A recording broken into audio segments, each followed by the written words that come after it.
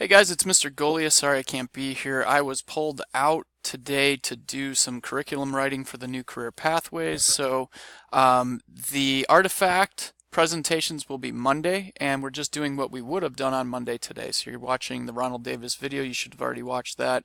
Now you're watching the subplan video.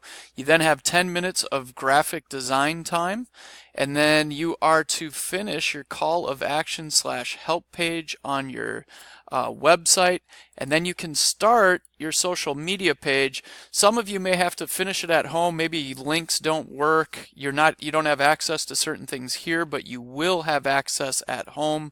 But everybody in the class is to do a media page, even if yours ends up just having a title and nothing else because you're not using social media. You still need to make the page. But other than that, we're on our best behavior today for our sub. If any names are left behind, it will be an automatic detention, but honestly, we've been doing such a great job. I would be shocked if that happens. So have a great day today. Let's get those websites done because next week we do artifacts Monday. We start screencasting on Tuesday. It's going to be exciting. I will see you later. Have a great weekend.